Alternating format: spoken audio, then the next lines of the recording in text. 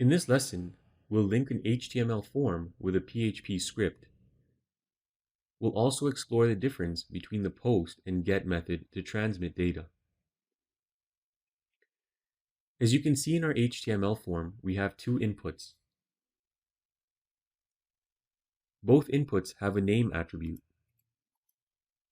The first input's name attribute is set to fname.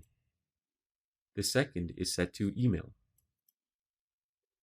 Our form action is set to send.php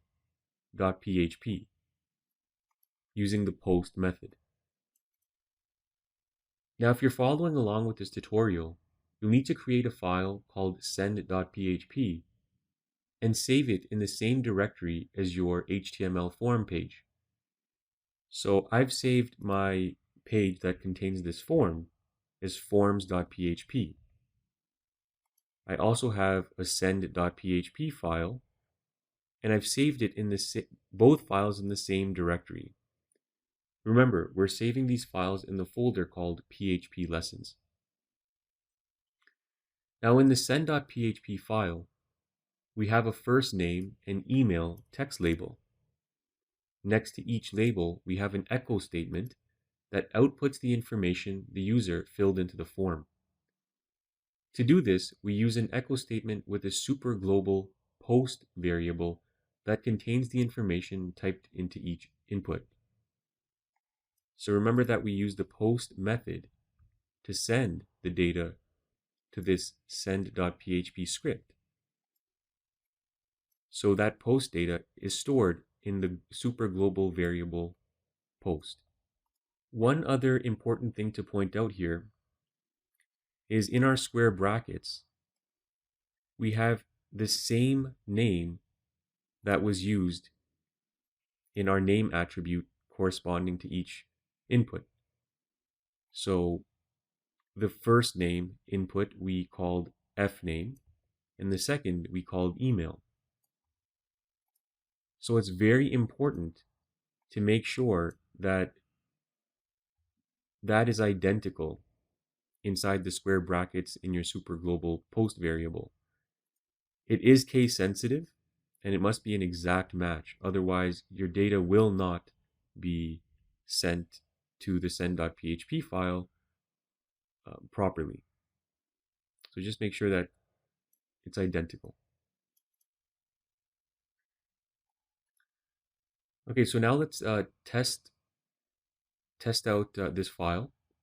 So open the forms.php file in your web browser using the localhost URL. Okay, and the page should look like this with two inputs. Now just type some information into the inputs and click submit.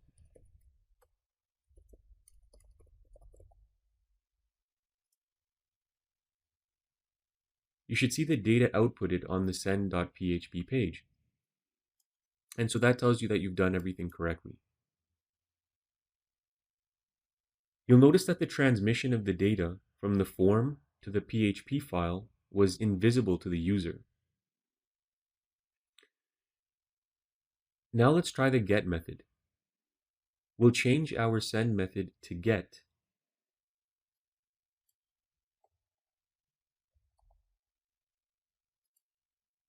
And just make sure you save the file after you make the change. Now go to your send.php file and also update the super global post variable to get. And save. Now in my web browser, I'm just going to go back and refresh the form page and plug in some different information. Press submit again. So we can see that the output is the same, meaning it's the first name we put in and the email we inputted. So the functionality is identical, but if you take a look at the URL, you can see the variables and the values all in plain sight. So fname is equal to Dan and email is equal to Dan at gmail.com.